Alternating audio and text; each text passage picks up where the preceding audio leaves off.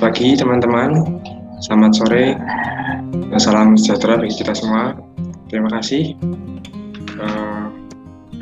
teman-teman semua telah mengikuti webinar dengan topik norma baru, cara belajar baru. Di sini kita akan membahas tentang apa saja, tentang cara apa saja juga yang dipimpin oleh Bapak Alfred Winatama. Sebelum kita mulai webinar kali ini, mari kita berdoa menurut agama dan kepercayaan masing-masing. Berdoa mulai. Berdoa selesai. Baik, teman-teman, mohon nanti dalam pelaksanaan webinar, jika ada yang bertanya, silakan kalian berkomentar ya melalui chat. Baik, waktu dan tempat saya persilakan kepada Kak Albert Winatama.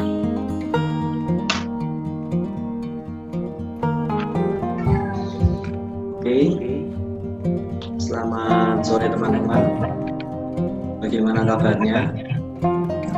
Saya yakin ya kabarnya baik dan sehat. Oke, pada sore hari ini kita akan membahas tentang pembelajaran di era normal atau saat ini kan sedang ada COVID. Jadi kita akan membahasnya bagaimana cara belajar yang baru dan yang efektif. Next.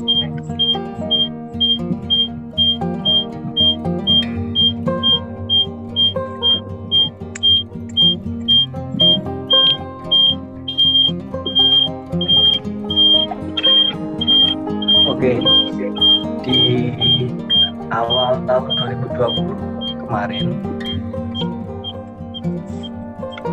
dunia kan sedang digoncang dengan suatu virus ya, teman-teman.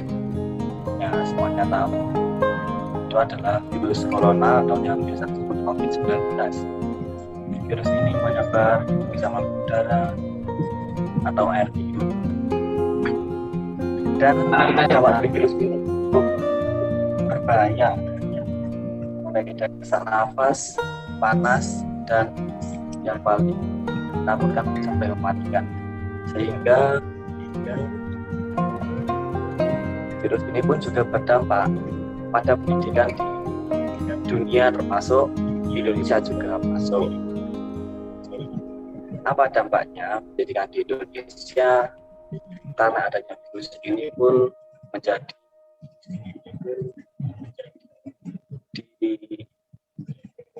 ditunda secara offline dan mulai belajar secara online di era new normal ini. Nah, di era new normal ini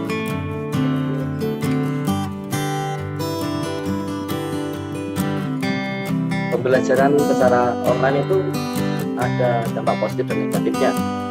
Untuk saat ini kita akan membahas dampak yang negatifnya, di mana para anak-anak siswa SD, SMP, dan SMA itu termasuk mahasiswa juga kurang mengerti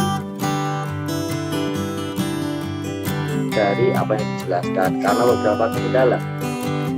Next. Nah, sebelum kita membahas kendala-kendalanya, kita akan tahu dulu, karena di era new normal ini terdapat kebijakan baru yang sudah kita bahas tadi dari pemerintah yang dimana berdampak pada sekolah, sehingga pemerintah mensiasati dan melakukan pembelajaran jarak jauh atau pembelajaran online. Pembelajaran jarak jauh atau online ini membuat beberapa kebiasaan dalam belajar jadi sedikit terganggu, sehingga kita mau tidak mau harus mengubah ya kebiasaan atau cara belajar kita, menyesuaikan pada keadaan masa pandemi sekarang ini. Dari sini tantangan yang perlu kita lalui adalah mengubah kebiasaan kita dengan kebiasaan baru. Nah, ini yang di sini selain kebiasaan kita di luar bidang pendidikan yang harus diubah, tapi ternyata karena adanya pandemi ini bidang pendidikan pun kebiasaannya sudah diubah. Next.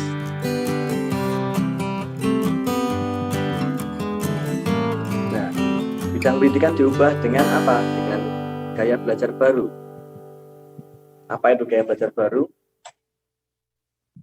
Gaya belajar baru adalah penyesuaian kembali terhadap gaya belajar untuk menyesuaikan lagi dengan situasi pandemi yang mulai dapat dikontrol pada saat ini.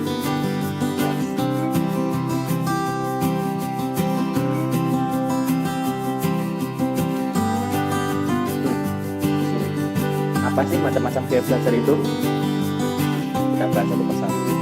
Yang pertama adalah gaya belajar visual. Gaya belajar visual adalah gaya belajar yang berfokus pada penglihatan. Proses belajar ini biasanya ditemukan di mata pelajaran matematika yang dimana berkaitan dengan simbol-simbol maupun letak simbol. Ciri-cirinya apa sih pada anak? Nah, ciri-ciri gaya belajar visual ini adalah lebih mudah ingat dengan cara melihat. Yang pertama. Yang kedua, tidak terganggu oleh suara ribut saat belajar. Lebih suka membaca, lebih suka mendemonstrasikan sesuatu daripada menjelaskan, dan tahu apa yang harus dikatakan, tapi tidak bisa menguapkannya dengan kata-kata.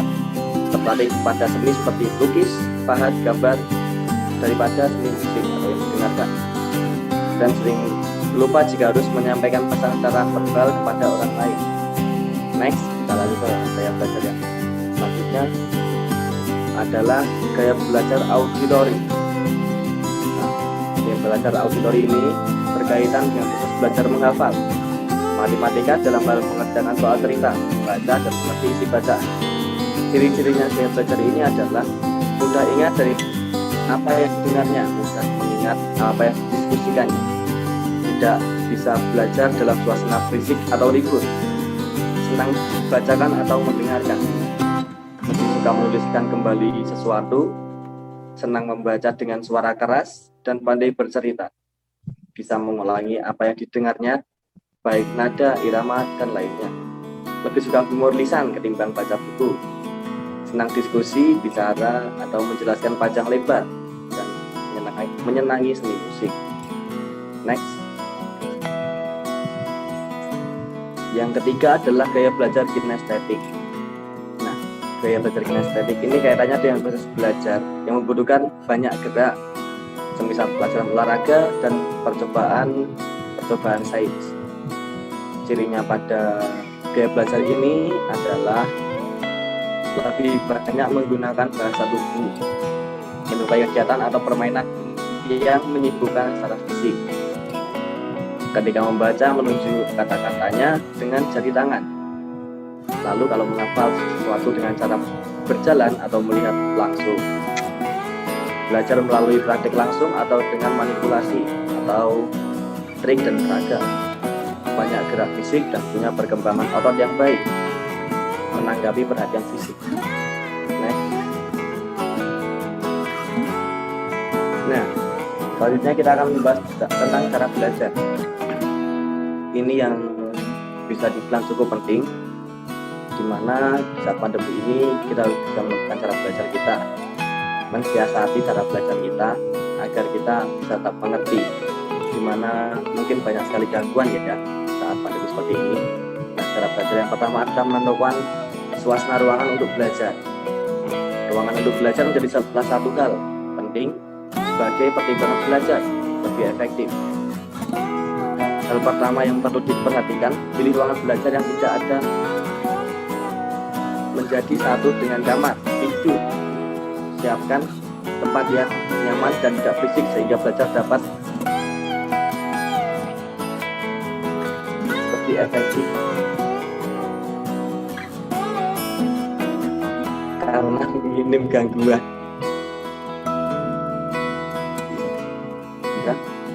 Oke, yang dimaksud dari cara belajar yang pertama ini adalah kita harus menentukan suasana ruangan, dimana banyak juga ya dari kita yang tidak bisa belajar dengan suasana yang berisik. Jadi kita harus menentukan mencari ruangan yang sunyi mungkin dan lain-lain. Lalu yang kedua, sekolah daring adalah sekolah offline. Dimulai dengan bangun pagi, mandi, sarapan, menyiapkan buku sesuai jadwal pelajaran sekolah, dan menyiapkan kuota untuk pembelajaran online ataupun offline. Itu cara belajar yang kedua. Jadi kita harus tetap menerapkan cara belajar kita secara offline dulu. Kita bangun pagi, mandi, sarapan, ya. Lalu kita lihat cara belajar yang ketiga. Selanjutnya, ya, yang ketiga adalah tetap bersosialisasi. Otak juga butuh refreshing agar belajar bisa lebih efektif. Selama pandemi memang aktivitas di luar dibatasi agar meminimalisir penularan COVID-19 dengan tetap berkomunikasi dengan teman. Nah, tetap bersosialisasi ini kita nggak harus bertemu ya. Jadi kita kan bisa lewat chat, WA, atau Facebook, Instagram, dan lain-lain yang sekarang sedang marak digunakan kan. Jadi kita harus tetap bersosialisasi agar kita tahu apa yang harus kita pelajari selanjutnya saat kita ketinggalan pelajaran. Yang keempat adalah tetap menjaga kesehatan. Nah, agar belajar bisa lebih baik dan efektif, kesehatan sangat penting.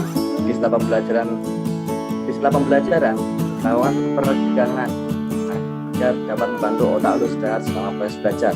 Ini yang cukup penting, di mana kita harus tetap fresh, bugar, sehat agar kita bisa mengikuti pembelajaran dengan baik dan mengerti apa yang disampaikan.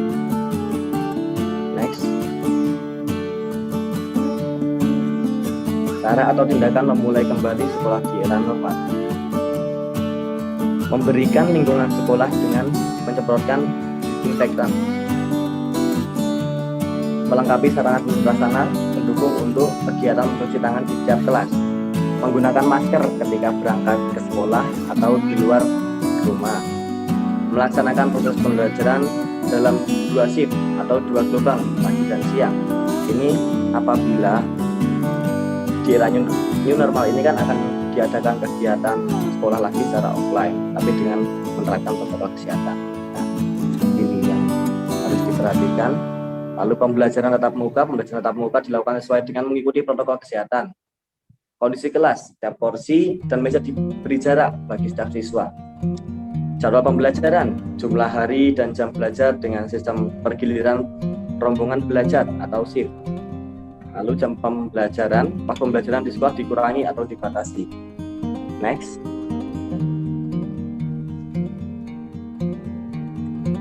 Nah, untuk media belajar ya.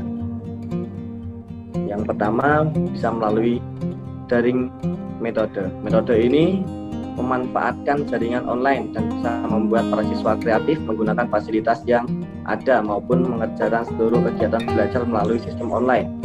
Yang kedua adalah home visit metode. Metode ini mirip seperti kegiatan belajar mengajar yang disampaikan saat homeschooling. Jadi pengajar mengadakan home visit ke rumah belajar dalam waktu tertentu. Yang ketiga adalah blended learning. Metode yang menggunakan 2 pendekatan sekaligus, dalam artian metode ini menggunakan sistem daring sekaligus tatap muka melalui video conference. Dan yang keempat, pembelajaran melalui radio. Metode ini menjadi salah satu cara untuk mengatasi kesulitan akses internet. Pembelajaran dilakukan oleh para guru berkompeten bersama siswa yang menjadi model dan juga interaktif bersama siswa yang menjadi pendengar. Next. Nah, kendala pembelajaran selama masa pandemi COVID-19 ini yang sering dibahas di media-media internet maupun televisi. Yang pertama adalah minimnya akses internet. Yang kedua, keterbatasan keterampilan dalam menggunakan teknologi informasi dan komunikasi. Yang ketiga, tidak semua siswa memiliki gawai atau handphone atau laptop. Dan yang terakhir, sistem pembelajaran yang sulit dipahami. Next.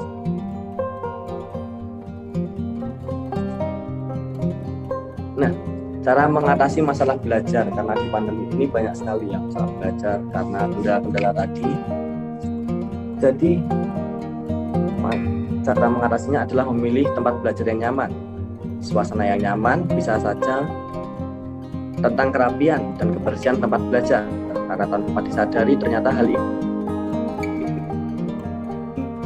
sangat berpengaruh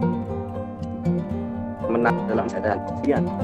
Kegiatan yang dijadwalkan disesuaikan dengan tugas yang diberikan guru atau sesuai dengan kapasitas kamu sendiri. Yang ketiga, tentukan target dalam belajar.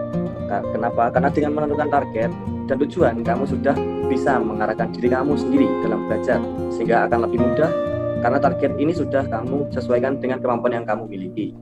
Selanjutnya, tetap jaga kesehatan selama belajar.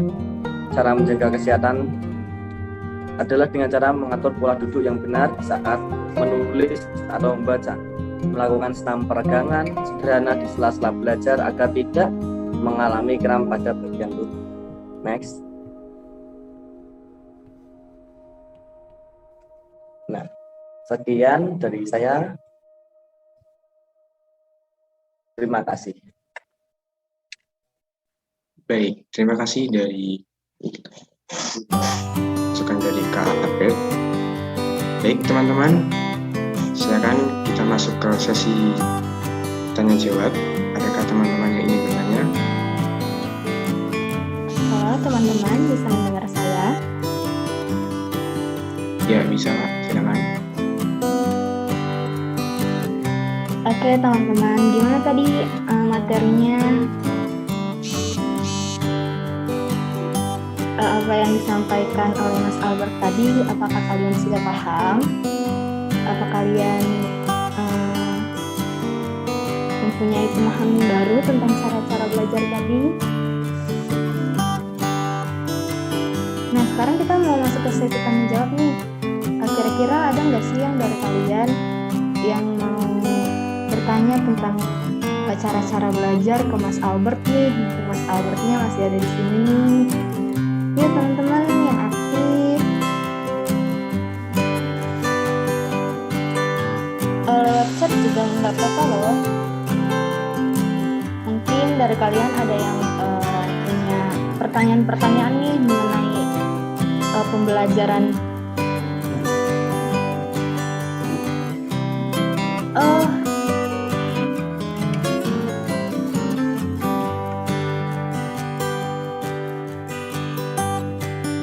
Bisa, tolong operator boleh ditampilkan lagi PPT-nya karena ada yang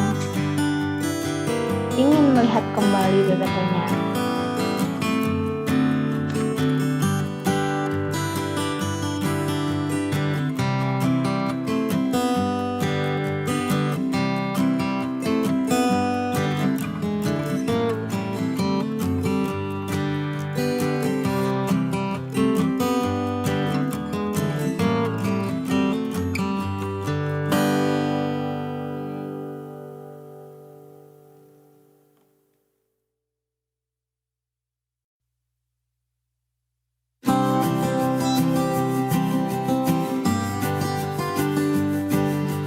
Oke nih, ada pertanyaan yang menarik dari Kak Herikson.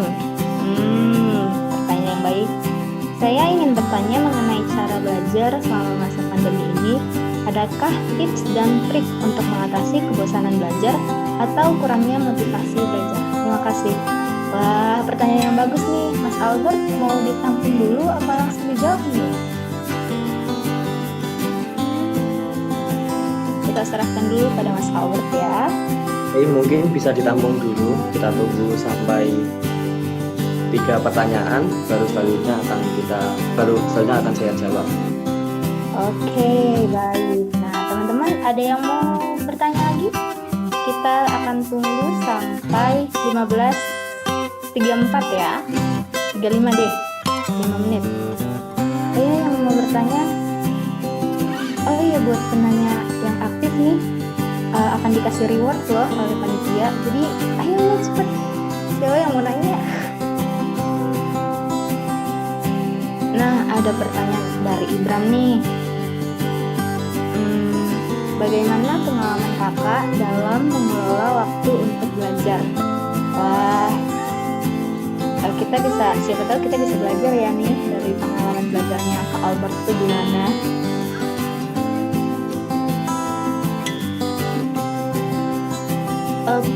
Sesi pertanyaannya kita buka satu kloter aja nih, satu kloter di pertanyaan. Jadi ayo satu lagi, siapa yang tercepat? Ya gitu deh. Oke, sambil menunggu pertanyaan yang ketiga, saya akan mencoba menjawab pertanyaan yang pertama.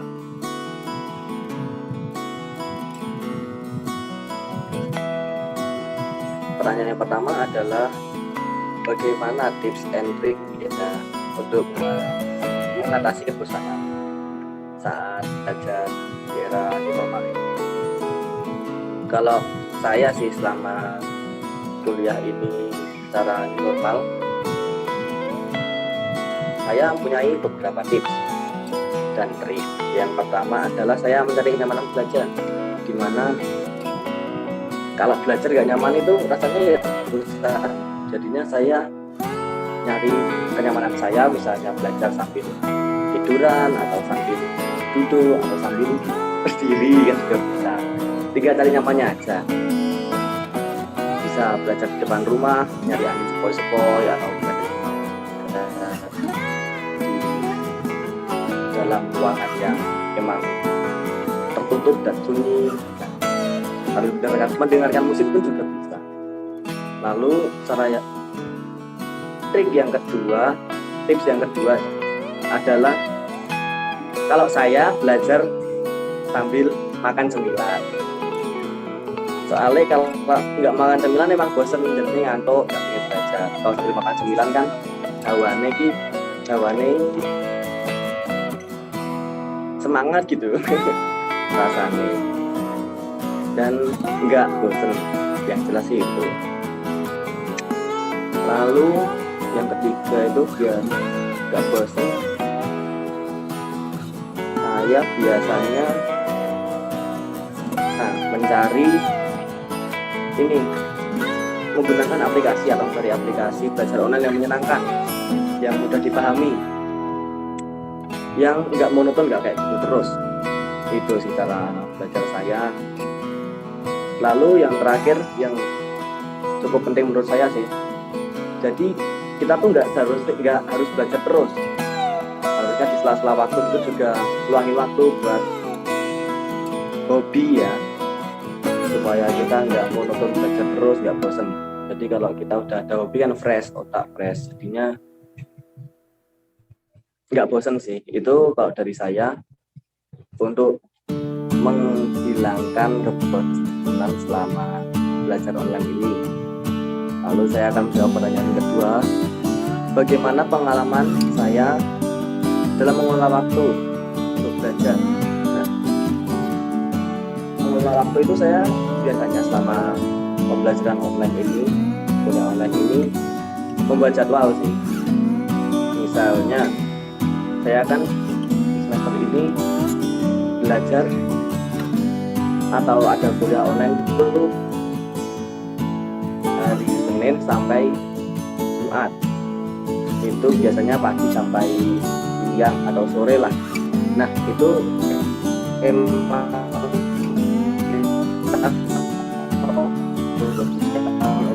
belajar itu sampai agak malam ya, kita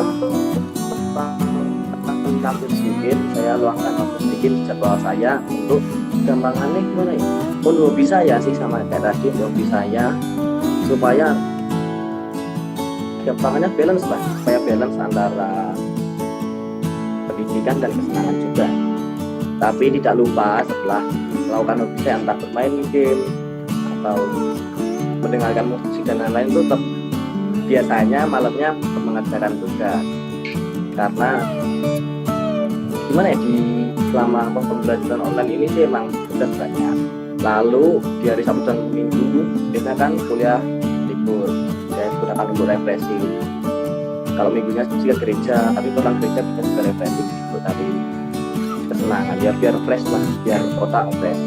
Itu aja kalau saya Ya intinya membuat jadwal aja lah selama belajar online biar terstruktur gitu aja kalau dari saya. Pertanyaan ketiga mungkin ada.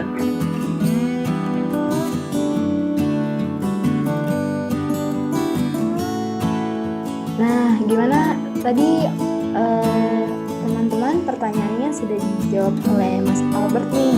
Puas nggak akan jawabannya? Wah, ada yang nanya lagi nih. Satu lagi pertanyaannya nih Mas Albert. Ini jadi pertanyaan terakhir ya. Pertanyaannya, bagaimana menurut kakak dengan adanya sistem? Wah, ada lagi yang nanya. Wah, kalian rajin juga ya. Oke, kita membaca dari pertanyaan Febri dulu ya. Bagaimana menurut kakak dengan adanya sistem kampus merdeka di era new normal ini? Terus yang kedua ada dari Franskolin Mandalika. Wah, izin bertanya, pembelajaran dalam masa pandemi dominan belum interaktif ya kak, saya kira, karena semua online. Interaksi juga cenderung sulit menurut saya. Lalu bagaimana ya agar kita menjadi lebih aktif dan semangat tentunya dalam belajar, mengingat tugas diberikan juga selalu menumpuk. Terima kasih kak. Wah, ada lagi dari pertanyaan Anggi nih. Oke deh, ini satu pertanyaan terakhir ya teman-teman. Menurut kakak, apakah cara belajar di era new normal ini sudah efektif bagi sistem pendidikan di Indonesia sekarang? Oke, pertanyaan Anggi sebagai penutup sesi pertanyaan ini, boleh silakan dijawab dulu Mas Albert. Pertanyaan dari teman-teman kita ini yang penasaran gimana sistem pembelajaran ini. Nah, untuk menjawab pertanyaan tadi, bagaimana ya cara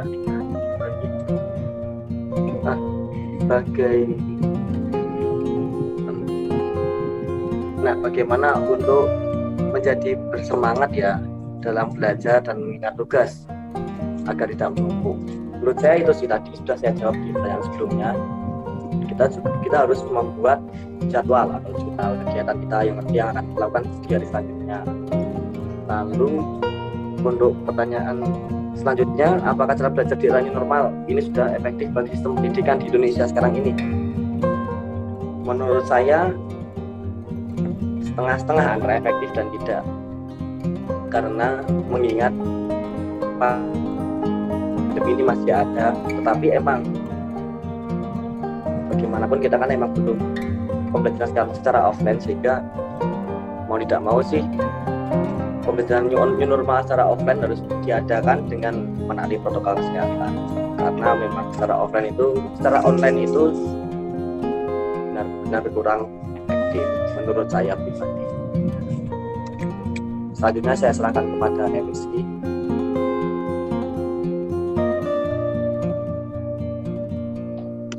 Nah, baik, terima kasih dari pesan atau masukan dari Kak Abed tadi.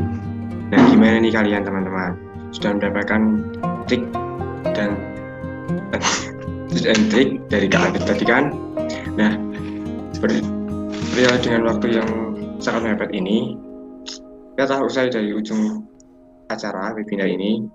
Sebelum kita tutup, mari kita on-kan kamera dulu untuk foto bersama teman-teman. Halo Kak Aldi, sebentar ya. Oh iya, siap. Boleh pihak operator untuk mengirimkan link absensinya biar teman-teman bisa absen nih. Oh iya. Terus juga kalau juga evaluasi nanti biar diberikan kepada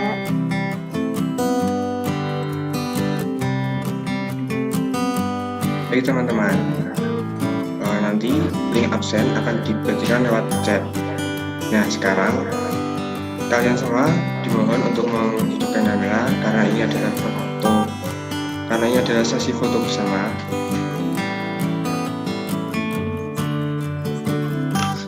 Baik, mohon untuk action semua ya. 3, 2, 1. Baik, sekali lagi. 3, 2, 1. Ya, terima kasih semua. Makasih banyak telah meluangkan waktunya pada kesempatan sore hari ini. Kiranya kita tutup acara webinar ini dengan doa.